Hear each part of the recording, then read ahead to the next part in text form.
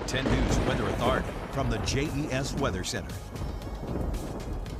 Good morning, everyone. Spring has officially arrived at 5:01 in the morning. We reach the vernal equinox. Now, that is when we transition from winter to spring. So spring is here. It is going to be here all day long and for the next several months.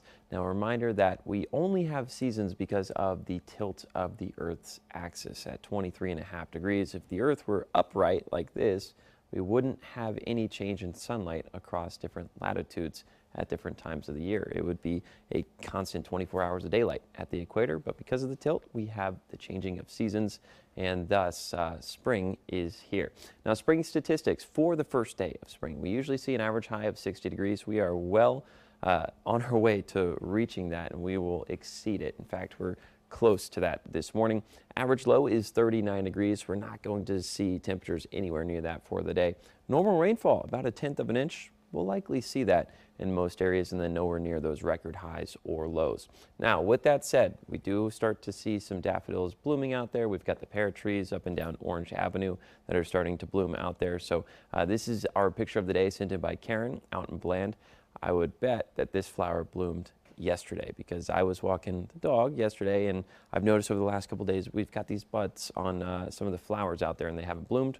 A lot of them bloomed yesterday as temperatures got into the mid to upper 70s out there. If you have a spring-like picture that you would like to share with us, you can go to WSLS.com/pennant to do so. Temperatures out there this morning ranging between about 50 and 60 degrees. Yes, it is mild. It's a little bit muggy out there.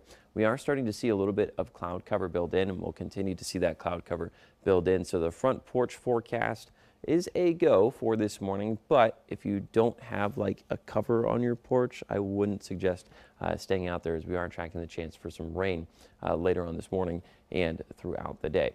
Zone by zone for the day, 60 to 68 degrees. So you may say, hey, that's not much warmer than what we're at right now. Yes, that's exactly right, because we are going to continue to deal with that cloud cover, By the time we get to 8 a.m., we're continuing to deal with that southerly flow, so continuing to pump in some of those warmer temperatures, some of that moisture. Once we get to about 9 a.m. in parts of the New River Valley, we'll start to see some isolated to scattered showers build in and then continue to push off towards the east over the rest of the morning.